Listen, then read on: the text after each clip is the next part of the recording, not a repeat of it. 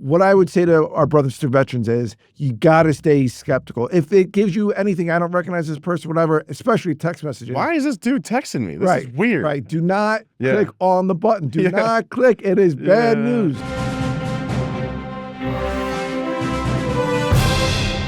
Welcome to Warrior Money, the show devoted to supporting our brothers and sister veterans. I'm Patrick Murphy. And I'm Dan Kunze. Today, we're sounding the alarm on a growing threat to your wallet and your benefits, cyber attacks.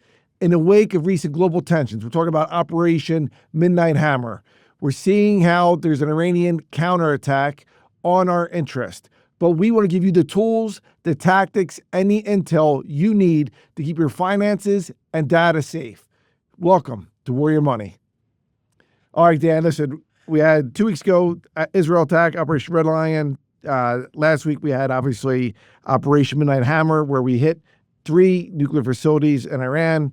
Iran is obviously going to do the counterattacks, right? They tried to attack, obviously, us in our U.S. base in Qatar. You look at, what are the other options they have? We're talking about lone wolf. We're talking about potentially, unfortunately, things like cyber attacks. When you look at the broader geopolitical picture, world-class folks in cyber attacks are Iran, the United States, Russia, China, North Korea. They use this as one of their key pillars, though, in their asymmetric warfare, meaning the Iranians. What do you think about this? What do our veterans need to know, and what might we see in the days and weeks to come? It's a big topic to start with. So let's just talk about geopolitically, the top level thing. There's tension in the Middle East. It's been going on since 1979, at least in this current regime, this current model, right? And over those years, a country like Iran, who fought in 1988 between 500 meters between Iran and Iraq, had to create alternative ways to combat both offensive and defensive operations, right? So one of their pillars is cyber attack, and as internet and as the digital world has increased, they've used cyber threats as a means of leverage for global and national preeminence. They don't have the military capability to extend kinetically much more beyond that. So instead, what they've done is replace that with cyber vulnerabilities and cyber threats. North Korea, China, Iran, Russia, the United States, the 5 major players in the cyber domain. That all makes sense, right? So we do cyber offensive defense operations. President Obama actually authorized a cyber offensive operations into Iran many, many years ago. But my point is, we've been playing these games for quite a while now. This isn't new. It's new within the context of the geopolitical tensions that we're dealing with. Specifically, it's the first time that America has targeted physical facilities in Iran that I'm aware of. And so now it's just how do we manage that chess match between the Iranian threat, the Israeli, and then the United States? And let's do a deep dive into cyber in just a second, right? Let's put a pin on that. The Gulf from Hormuz, right? You're talking about... Strait of Hormuz. Strait of Hormuz, right? So you're talking about, obviously, when you look at 20% of the world's oil, natural gas comes from there. Yeah. The major exporters through that area are Saudi Arabia, Iraq, UAE, and then Iran. Yeah. Of the stuff that's coming out of Iran, 90% of the Iranian oil is going to China. So I don't think China is going to want them to shut down the strait, but Iran has threatened it. How do you see that playing out? So I see it playing out by higher prices at the gas pump, regardless of however it plays out geopolitically and within the geography, right? You're going to start to see oil prices start to hedge. I think you're going to see the price of gasoline as we enter the summer months, which historically goes up anyway. I think it's going to go up even further. So in your wallet, I very much foresee that during this tumultuous time, the prices of gas will go up in your house. I think that will happen. I think you were asking though a deeper question, how do you play that out? If you were to look at American presence over the last 50 years, the way we patrol the Navy, the way we lead with our Air Force, the way we surveil from space, the way that we have ground assets in the Army, right? Every one of those things is more oriented to our oil shipping lines, gas shipping lines, our ability to get energy from one place to the other place, which I think also means that the reliance on foreign sources of energy has to come home to what I think you authored a piece, all of the above energy policy, right? So Absolutely. You should start to see a shift from global foreign independence of energy into U.S. U.S. dependence on energy. You wrote well about that, so I think you should talk about that a little bit too. Yeah, listen, I'm for the all the above approach. As you know, when I was in Congress, I was on the Energy and Water Subcommittee of the Appropriations Committee. I'm all for green energy, and I'm glad we made those investments. But at the same time, that's a long-term play. You got to double down on what we can do here in America. When we talk about, drilling for oil, when we talk about natural gas, as long as we're doing it the right way. Yeah. And also when we're talking about nuclear energy, right? Which, Greenpeace in the 70s was against it. Now they're for it. But that all the above energy approach, I think, is smart. But when I look at, how it relates to, obviously, the Strait of Hormuz, yeah, China gets, 90% of the Iranian oil goes to China. But if I'm China, that's only 10% of the oil coming in. So you look at where their spend is. And they're not where we are technologically, right? They need oil. They need dirty sources of energy, right? They need coal. Yeah, and that's they why need oil, right? Like coal plants in China, et cetera. Yeah. Yeah, totally, 100%. So I continue talking about that. I'm sorry. I think it's interesting. Yeah, and I'm just also looking at the fact that what I thought interesting about Operation Midnight Hammer, even our B-2 bombers. We're talking about 12 bombers that 36 went hours in. that he refueled overseas, right? Right. But they actually went through the Syrian airspace for the first time. Oh, interesting. And why is that? Because there was a regime change in Syria under the Biden administration. And again, when you look at that, you're like, whoa. And so, it used to be, there's still that whole dynamic, the Sunni Shia area. Like, listen, I have no love in my heart for the Iranian regime. They're brutal, right? The Iranian people actually are pro-America, but the regime, they literally funded terrorists, death to America. They killed my brothers and sisters in Iraq when I was there. But when you look at that, Iran, which is a Shia country, the Iraq was Sunni-led under Saddam Hussein. That was a counterbalancing area. We took them out, and that's how they grew. But now you're seeing other ones pop up and not necessarily be there when Iran's on the ropes. Yeah, and this show's about veterans and military presence, right? So let's go back to this, like, real fundamentally, right? We've had a presence in the Middle East for forever, since the 80s, maybe even before that. We fought a war in the 90s, Desert Storm. Then we went back again in 2001 to East Asia and Afghanistan, and then we went to West Asia, which is in Iraq. The reality is 25 plus years of combat has kind of created containment opportunities for places like Iran. Like, this war with Iran has been fought with Israel for the last 2 years. They've been degraded over time. You've got Ukraine that's being degrading Russian capabilities. So now 100,000 troops lost, Russian troops lost. 100,000 of the five countries that you've named: Russia, China, North Korea, Iran, and the United States. Both Russia has degraded their capabilities. Iran has degraded their capabilities. So now, really, all they're left with is cyber attacks and kind of like, I don't know, like little Punch and Judy hits if you're a baseball fan, right? They don't have forcing capability anymore. So I think that's what we're starting to see. So again, what was it for? Like, why were we there? I think over time you're starting to see a containment factor coming into play. Yeah. And listen, when you talk about the geopolitical part of it, the world seeing, hey, America and her allies stood, we're the reluctant warrior, but we stood with Ukraine. Totally agree with that. Right? And there was a lot of comment. There was a lot of smack talking about President Biden's decision to do that in the veteran community. And I think we both see that it's like, that seems like a pretty good decision in my mind. Yeah, so. and then we're sending a message, that we're there for our allies, and in this case it's Israel and Iran. So, but I think, going back to the whole, we're the reluctant warrior. But let's focus on the lethal capability that Iran has on cyber and how it's going to relate to veterans. Yeah. Let's talk about, before we go to break, let's talk about the tactics that we might see. Like, how are they going to attack our brothers and sister veterans? How are they going to attack our business institutions? Yeah. How are they going to attack, frankly, our critical infrastructure, which is 85% in the private sector, not the public sector? Yeah, well, so again, I've had the benefit of being in the National Guard, and we know that the National Guard's mission is to support critical infrastructure and public infrastructure. So, right, like Comp 1 active, Comp 2 and the Guards, and Comp 3 reserves, like they we're a combined and total force that's able to project power, right? So let's talk about the critical infrastructure component, right? There's 12 areas of critical infrastructure. Every one of those areas of infrastructure relies on some level of technology integration, right? And so what I perceive Iran will do, what they've already done, I'm sure they've already done it, is map our largest vulnerabilities. They're going to look at which power grids by region we're most vulnerable in. What is our water infrastructure? What is our financial systems infrastructure? And I think from the perspective of this show and from Yahoo Finance, like the threat we face is degradation in major critical infrastructure areas. And that will create chaos.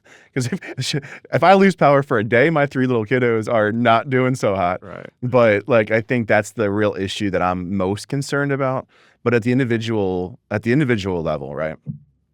If your access to bank accounts, your access to energy, or your access to water goes away, you've got a real issue. So there's an adage by Dave Ramsey that I thought about during COVID, which is like, just take care of your 4 walls, right? There's no shame in having some water in your basement. There's no shame in having a little extra food in your freezer. There's no shame in just making sure that you have your 4 walls taken care of. And that starts with your financial wellness, and it also helps with your physical wellness. We've talked a lot about in this show. Yeah. And especially when you look at the fact that, when they're going to start, they've already probed throughout the years. Oh, And 100%. even, Yeah, totally. I mean, we know that the company, obviously, in totally. Rhode Island, one of the biggest food distributors, basically that produces, distributes Hershey. food. Yeah, but for Whole Foods, some of the things have already been shut down. They haven't paid the ransomware, that they get them back online. So you're seeing them hitting us already, and you're not seeing it on the front page of the papers. I mean, it's a really quiet thing. No company wants to be on the front page of the papers for that stuff. Like, right. They don't. Like, that's a lose your job. That's a lose your shareholder thing. But I think the most important part of that is like, we've got to reclaim trust as it relates to our critical infrastructure and our ability to actually secure our homeland. Like what we have here, Right. Never mind Iran, because it's going to continue to happen. But we here have to make sure that our energy grid is up to pass, especially if we're bringing nuclear online. So I think that's just kind of the agenda that we have to continue. Yeah, and it really evolves through these public-private partnerships, Totally, right? Because it completely. can't be a whole nation approach. I'm sorry, it can't be a whole government approach. It has to be can't just be like, it has to be these public-private partnerships that we're all in this together and communicating and letting people know what's coming down the pike. And that's why you mentioned Tyson Foods, Hershey Foods came out and said, hey, we're seeing some disruptive here. Be ready, advisory piece out. And you're seeing it in the intelligence world, light bulbs going off like, hey, this is important. Yep. Hey, we're going to break. When we come back, we're going to talk about, obviously, some of the tactics. We're talking about phishing. We're talking about, obviously, some of the AI stuff they're doing on social media. These videos are popping up now, and how they're trying to split our country. Right? So we'll talk about that at the break. So stay tuned. More with Weird Money when we come back.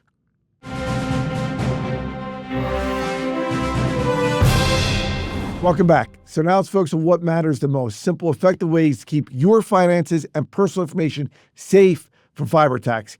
Here's what every veteran should know and do right now. So we talk about cyber hygiene, right? So let's go brass tacks. Let's start 2-factor authentication, right? So tell us what that is and why that's number one so important. Funny, I heard a story yesterday or 2 days ago about some veteran that had been taken advantage of. And they were taken advantage of because they wrote all their passwords and they put them in a bound copy of like a notebook, right? They had every password. I don't blame them because it's hard to remember all your passwords, right?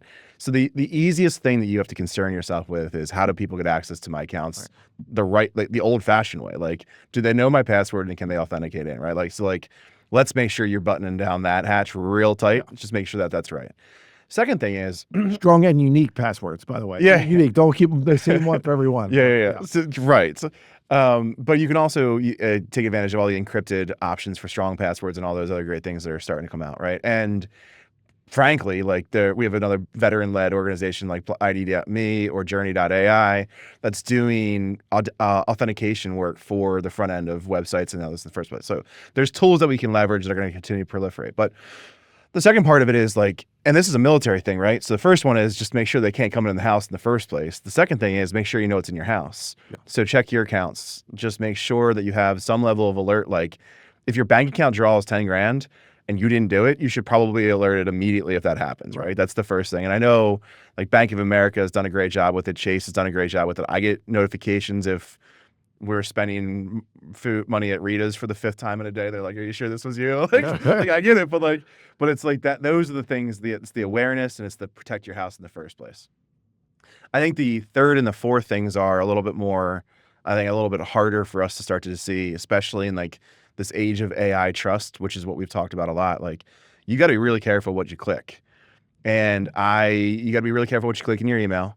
And you got to be really careful about who you trust when they text you. I got a really elegant one yesterday from the Virginia Motor Vehicles to my cell phone trying to text me like, hey, click this link. I'm like, why is the Virginia Motor Vehicles texting me about it? But it looked really good. So I think, especially as we're talking about our older veterans, right? We just got to be really not so trusting in what we will let in the house, because they're not necessarily going to hack the break. They're going to come in through some less protected or non-protected way in the first place, or even what could be perceived as the right way. Yeah, I mean, one of the greatest data breaches we had was Target a few years ago, Dude, and that through came in through the HVAC, through these third-party vendors. And so for our viewers, I mean, Dan literally was a cyber warrior for our Army. I was a U.S. Cyberspace Clearance Commission. That's why we're passionate about this one. But when you talk about the phishing attacks, right? What I would say to our brothers and sisters veterans is you got to stay skeptical. If it gives you anything, I don't recognize this person, whatever, especially text messages. Why is this dude texting me? This is weird. Right. Do not click on the button. Do not click. It is bad news. Yeah. And, you know, listen, if it's the Department of Motor Vehicles, I get the same text messages. That means someone has your data and your cell phone. But also, like, they're going to get their money from you. They're not going to do it via text message or even an email. They're going to send you a form letter in the mail. Yeah. Hey, you own this. And you know, if you get a phone call, also stay skeptical. They're not going to call you. And if you get a call, do not give your personal information out. They want your personal information. They want your phone number. Date of birth. They want your address. They want who your kids' names are. They want your birthday. They want all that nonsense. And if it's the president, I promise you the president's not texting you right now. Right. So, like, just be very skeptical, because I've seen those things as well. Like, President Biden's asking for this or Trump's asking for this. Like, we got to be really careful about what we come in our phones. Yeah, like, I don't like, people are asking me for money now on my phones for political, for like what I think are right reasons. Like, I don't answer any of them anymore. I just report junk, because I'm like, you guys are coming way too close to me, and I don't need you on my phone every day. I mean, listen, even President Trump's chief of staff, Susie Wiles, she's the chief of staff. They hacked into her Signal account. I didn't know that. And they reach out to people saying, I didn't know that. I got one from Signal, because, like, you know, I use Signal to touch base with the SecDef, et cetera. Right? And I got one. I remember you like, why did you call me? And it was like, can we chat? And I'm like, you know, I was kind of like, President Trump's chief of staff. I think I'm great, but like, I'm like, not that great. She's not, does not want to like the Patrick Murphy in Bucks County, Pennsylvania. No, I think that's really good advice, though. Like, you just got to make sure that, to your point, like, just button down the hatches. I know you probably have to give the same advice to your parents as I have to give to my parents, which is like, just be really skeptical. Like, and if it happens, let me know. So what do you suggest to do if you do think that something's off? Like, how do you suggest somebody take care of it? Yeah, first off, if anything, I got to tell my parents, go to the Geek Squad. I paid the $174 for the family plan. Yeah, that's a good. And they can go, hey, do we have viruses? Because they also say, hey, call now, I'll fix your virus. And it's like, no. Just go. I got the family covered. Go to Geek Squad. They'll square you away. And again, Best Buy is not a sponsor of We're Money, but like, you know, like just it's, you know, to me, it's worth the cost. Number two, we talked about being skeptical. I think number three is you got to tell your loved ones, don't be embarrassed. Veterans, 71% of veterans have been victims of cyber crimes. And when you talk about civilians, about 60% of civilians have been victims of cybercrime. So that's like a 40% increase. If you're a veteran, you are more likely to be a victim. Do not be one, don't blow it off. Number two, like you said, be vigilant. When you have these actors that want to do us harm, and not just our American families, our American companies, our American infrastructure, you got to be hyper vigilant on not being abused and talking, you know, to your son or daughter, talking to a battle buddy, talking to the Geek Squad. That will help you and set you off to be successful. Yeah, I totally agree with you. I think it's also the natural extension of that is, like, in our community, we're so used to, like, I'm so used to giving personal information to the military folks. Like, I've given my social security number a million times. I've gotten flu shots a million times. My medical records, I have to update I'm very used to giving personal information away. Like, it's just what I was conditioned to do because I got used to it and I trusted the system, right? Don't interact with something that isn't official. You all know the difference between official and not. Like, you know that if it doesn't work and if it's hard to log into, it's probably a DoD system or a VA system, right? Like, go into the things, and if it doesn't feel right, then don't. If it's too easy, for you to give money away, there's probably a reason for that. Right. So you know that if you haven't given multiple levels of passwords, if you haven't had to reset a password, if you haven't had to talk to somebody, probably isn't the right thing for you to do in the first place. So like use your spidey senses that if it's too easy, it's probably because they're trying to take money away from you. Right. That's what it comes down to. And make sure that you're up to date on the latest software. I know for me, I have an iPad. I love the iPad, right? And yet I have to delete pictures every time to get the new update on it. But if you don't have the new update, that is giving you higher level of security. And so a lot of folks will say, well, I didn't get it. Like, make sure that's why, again, go to the experts in charge, go to, whether, and again, I'm not trying to hawk Geek Squad here, but like go to folks that do this every day and square away. Like I have a daughter in college and I spent 90 minutes at the Best Buy squaring her away, making sure she has all the, latest and greatest software to protect her. Yeah, it's also like when we think about like I think about USAA and I think about like a Navy Federal Credit Union, I think about Fidelity, and I think about all these Schwab, I think about all these massive financial services organizations, and all your banks, right? Like at some level, there's a level of trust. This is what it's supposed to look like. Yeah. And if it doesn't look like that, to your point, don't do it. Like, don't do it. Prove to me that I need to do that for you, right? Don't do it the other way around. Like, if it doesn't look like that, or if you've never accessed it before, then don't do it. Just come down to it. And that's why the two-factor authentication is so important. Because again, got the password, you're good. All right, and then they have to send you a code, and you put that code in. But for someone like my dad, who's a Navy vet, he served during the Vietnam effort. My dad still has a flip phone. Yeah, good. He doesn't know how to text. I want a flip phone, by the way. Yeah. But like, it's like, but you know what my dad does? We talk about being vigilant. He calls the bank every day and checks his accounts. Oh, I love that. Via phone every day. I love that Jack so much. Murphy, He's there. the sweetest man alive, too. Yeah. I love that so much. Yeah. So, but that's the point about being vigilant. He just right. Is there anything weird today? Like, and you know what? Even like for Christ's sake, just keep a checkbook if you have to. Right. Like if it doesn't look right to you and you want to keep your inputs and outputs right, like I swear the reverse side of this AI and technology revolution and this whole global threat, is that we're going to go back to paper and pencil in certain ways. Like if you can't just keep track of your notes, like I know you keep a lot of notes, but if you can't track of your own notes, if you can't think for yourself, like you've got to be able to write that down. I swear, I think we're going to go closer and closer to that, and not so much the out there, but we got to really take care of our insides. Yeah. So I want to give a shout out real quick. Warrior Money, we really believe in making sure we give the tools, the tactics for our listeners, our veterans, military family members to get them squared away. But also one of those great leaders was Fred Smith. Yeah, Captain Fred Smith. He was Yale undergrad, went to Vietnam as a lieutenant, went twice to Vietnam, earned a Silver Star, earned 2 Purple Hearts, earned a Bronze Star, came back, went to business school at Columbia, had a paper on what he called Federal Express, eventually became FedEx.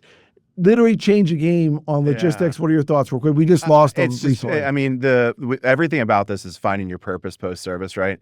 That's the center of what we're trying to do. And then how do you manage your personal finances, right? And everybody thinks about how big FedEx became.